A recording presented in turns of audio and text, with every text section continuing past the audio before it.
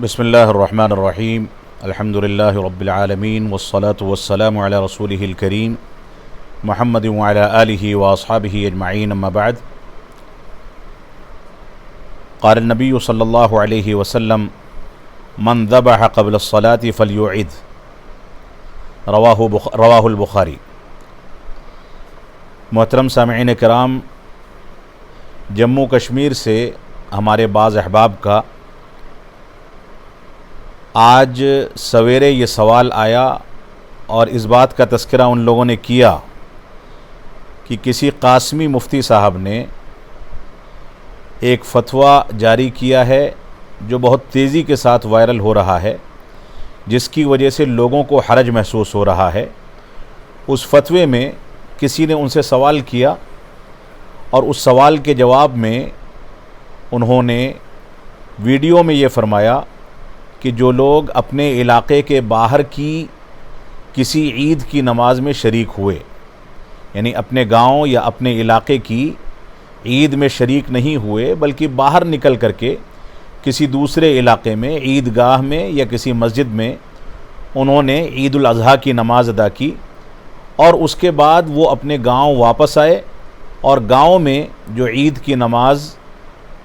ہوتی ہے وہ تاخیر سے پڑھی جاتی ہے، اس نماز کی ادائیگی سے پہلے ان لوگوں نے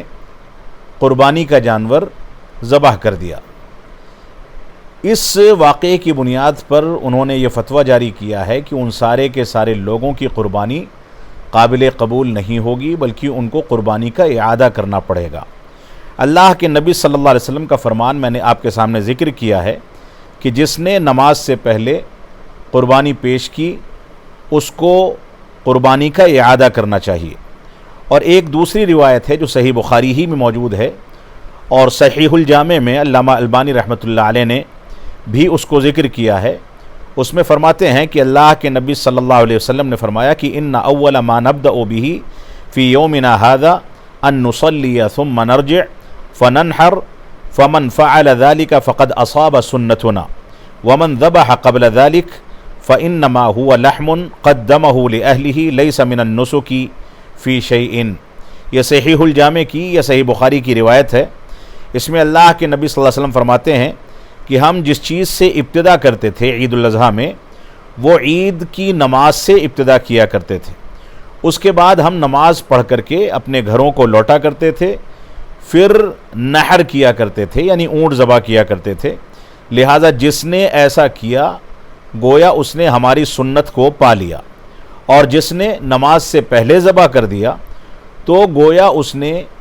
اپنے گھر والوں کے لیے گوشت پیش کیا ہے، یہ قربانی کے طور پر قابل قبول نہیں ہے، اس کو نسک یا قربانی نہیں مانا جا سکتا۔ اس طرح کی اور بھی بہت ساری روایتیں ہیں، لیکن اس کا ایک غلط مفہوم ہمارے مفتی صاحب نے، مفتی قاسمی صاحب نے پیش کر دیا ہے، جن کا نام مجھ کو یاد نہیں۔ انہوں نے یہ کہا ہے کہ جب تک اپنے گاؤں میں نماز عید کی نماز ادا نہ کر لی جائے، جب تک چاہے کسی نے نماز عید کی ادا کر لی ہو یا نہ کی ہو، جب تک وہ قربانی پیش نہیں کر سکتا ہے۔ اس بات کو سمجھ لیں کہ دن نکلنے کے فوراً بعد سے عید الاضحیٰ کی نماز کے وقت کی ابتدا ہو جاتی ہے اور زوال کے پہلے تک اس کا وقت باقی رہتا ہے۔ اس دوران جس نے جس وقت میں بھی نماز پڑھ لی اس وقت میں وہ جا کر کے قربانی کر سکتا ہے اپنی نماز پڑھنے کے بعد۔ اس میں ہر شخص کی اپنی نماز کا اعتبار ہوگا، دوسروں کی نماز کا اعتبار نہیں ہوگا۔ رسول اکرم صلی اللہ علیہ وسلم کے عہد مبارک میں سب لوگ ایک ساتھ نماز عید ادا کیا کرتے تھے، لہٰذا سب کی نمازیں ایک ساتھ مکمل ہوتی تھیں اور اس کے بعد قربانی پیش کیا کرتے تھے۔ لیکن آج کے دور میں مسلکی اختلاف کی بنیاد پر یا اس بنیاد پر کہ کہیں مسجد میں نماز ادا کی جاتی ہے، کچھ لوگ سنت کی جانب بڑھ کر کے سنت کی ادائیگی کے لیے میدان میں نماز ادا کرنا چاہتے ہیں، اور کچھ لوگ ایسے ہیں جو ایسے ائمہ اور ایسے علماء کے پیچھے نماز پڑھنا چاہتے ہیں جو علماء بدعات و خرافات سے پاک ہیں، قرآن و سنت کے مطابق نماز عیدین ادا کراتے ہیں، تو اپنے علاقوں سے نکل کر کے ان کے پیچھے نماز کو ادا کرنے کے لیے دوسرے علاقوں میں جا کر کے نماز ادا کرتے ہیں۔ لہٰذا انہوں نے جب نماز ادا کر لی تو اب وہ آزاد ہیں قربانی پیش کرنے کے لیے، چاہے ان کے گاؤں میں، ان کے پڑوس میں، ان کے محلے میں، ان کے علاقے میں نماز ادا کی گئی ہو یا نہ کی گئی ہو، اس سے ان کا تعلق نہیں ہے۔ اور یہی فتویٰ علماء احناف کا بھی ہے، یہی فتویٰ دیوبندی علماء کا بھی ہے، اور یہی فتویٰ دوسرے جمہور علماء کرام کا بھی ہے، جس کے سلسلے میں بہت زیادہ تفصیل کی ضرورت نہیں ہے۔ یہی اتنا کافی ہے کہ اللہ کے نبی صلی اللہ علیہ وسلم نے یہ فرمایا کہ جس نے نماز سے پہلے قربانی کر دی اس کی قربانی قابل قبول نہیں ہے، اور جو شخص نماز کے بعد قربانی کرتا ہے اس کی قربانی قابل قبول ہے۔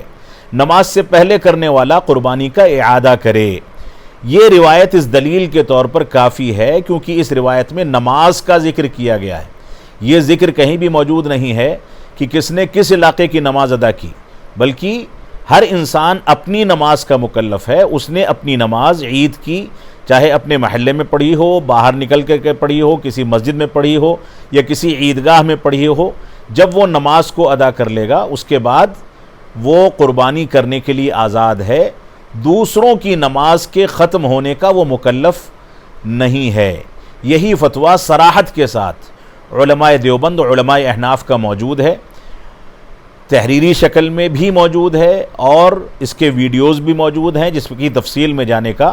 یہ وقت نہیں ہے۔ لیکن جن مفتی صاحب نے جموں کشمیر میں یہ بیان دیا ہے، اپنا ویڈیو جاری کیا ہے، اس کی وجہ سے بہت سارے احباب کے یہاں بے چینی پائی جاتی ہے، اور میں یہاں پر یہی کہوں گا کہ اس غلط فتوے سے ان کو فوراً رجوع کرنا چاہیے، اور اگر ان کے اس فتوے کی بنیاد پر کسی نے اپنی نماز پڑھنے کے بعد قربانی پیش کی تھی اور اس فتوے کی بنیاد پر وہ شکوک و شبہات کے دائرے میں آ گیا اور اس کے بعد اس نے دوبارہ سے قربانی پیش کی، تو ایسی صورت میں یہ مفتی صاحب اس کے ذمہ دار ہوں گے۔ اس کا زائد خرچ یا دوسرا جانور خریدنے کا جو خرچ ہے، اس کی پوری ذمہ داری ان مفتی صاحب کو اٹھانی چاہیے، کیونکہ شریعت کا ضابطہ یہی ہے کہ کسی کی جہالت کی بنیاد پر، کسی کی کم علمی کی بنیاد پر، یا کوئی ایسا طبیب ہے جس نے کسی کا غلط علاج کر دیا اور اس علاج کرنے کے نتیجے میں اس کو نقصان ہو گیا مریض کو، تو اس کے نقصان کا بھگتان وہ نیم حکیم ہی کرے گا۔ یہ شریعت نے صراحت کی ہے۔ یہاں پر شریعت کے معاملات میں قرآن و سنت کی دلیل سے ہٹ کر کے اور خود اپنے مسلک کے فقہا کی رائوں سے اور فتووں سے ہٹ کر کے جو فتویٰ دیا گیا ہے، اس فتوے کے ذمہ دار خود مفتی صاحب ہوں گے، اور اگر ان کے فتوے کی بنیاد پر کسی نے یہ کام کر لیا کہ قربانی اس کی اپنی نماز کے بعد اس نے پیش کی تھی، لیکن ان کے فتوے کی وجہ سے وہ دوبارہ سے قربانی پیش کرنے پر مجبور ہوا ہے، تو اس کا بھگتان اور اس کی تلافی خود مفتی صاحب کو کرنی چاہیے، کیونکہ انہوں نے غلطی کی ہے۔ اور اگر وہ تلافی نہیں کرتے ہیں تو کم از کم وہ دوسرا ویڈیو جاری کر کے اس کے سلسلے میں معذرت کریں اور لوگوں سے اس بات کی صراحت کریں کہ میں نے جو بات کہی تھی وہ مسلکی تعصب کی بنیاد پر، مسلکی دباؤ میں کہ ہمارے ساتھ نماز پڑھنے والے نماز کیوں نہیں پڑھ رہے ہیں، دوسری جگہوں پر جا کر کے کیوں پڑھ رہے ہیں، اس بنیاد پر میں نے یہ فتویٰ دے دیا تھا جو غلط تھا، میں اس سے رجوع کرتا ہوں۔ یہ ان کی شرعی ذمہ داری ہے، اخلاقی ذمہ داری ہے۔ اللہ رب العالمین ان کو اس بات کی توفیق عطا فرمائے۔ وصلی اللہ علی نبینا محمد وعلی آلہ وصحبہ وسلم۔ والسلام علیکم ورحمۃ اللہ وبرکاتہ۔